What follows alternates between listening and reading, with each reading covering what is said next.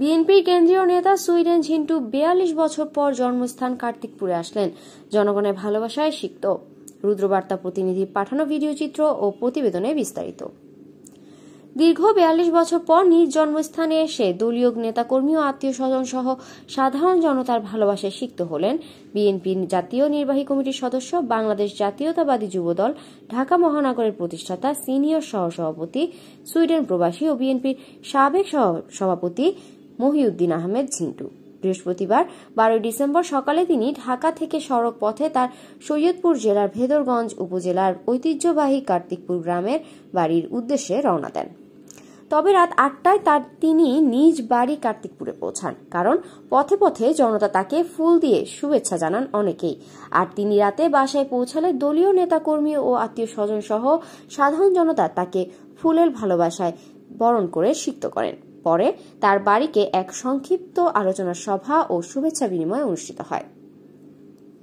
ভেদরগঞ্জ উপজেলা বিএনপির সভাপতি হাশেম ঢালির সভাপতিত্বে ও সাবেক ছাত্রনেতা সোহেল সরকারের সঞ্চালনায় অনুষ্ঠানের প্রধান অতিথি ছিলেন বিএনপি জাতীয় নির্বাহী কমিটির সদস্য মহিউদ্দিন আহমেদ ঝিন্টু।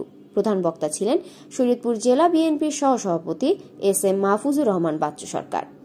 এ সময় বক্তব্য রাখেন ভেদরগঞ্জ উপজেলা বিএনপির সাধারণ সম্পাদক বি.এম. মোস্তফা, যুবদলের সাবেক সভাপতি আসলাম মাঝি, বিএনপি নেতা তারা সরকার, উপজেলা যুবদলের সাবেক যুগ্ম আহ্বায়ক বাকের চৌধুরী, জেলা মৎস্যজীবী দলের সভাপতি খোকন, সাবেক ছাত্রনেতা আতাউর চৌধুরী, স্বেচ্ছাসেবক দল নেতা জাহাঙ্গীর, যুবদল নেতা দেলোয়ার, জেলা মহিলা দলনেত্রী রাশেদা গনি, উপজেলা নেত্রী কাজল মাঝি, বিএনপি নেতা ফারুক ঢালি, শাহিন ব্যাপারী প্রমুখ। অনুষ্ঠানে বিএনপি ও অঙ্গ সহযোগী সংগঠনের বিপুল সংখ্যক নেতাকর্মী উপস্থিত ছিলেন।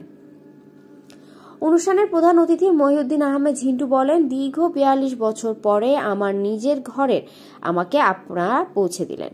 আমি আপনাদের কাছে কৃতজ্ঞ। আপনাদের এত ভালোবাসা শেষ হওয়ার নয়। আমি জীবনের শেষ রক্তবিন্দু দিয়ে হলেও আপনাদের সাথে থাকব ইনশাল্লাহ।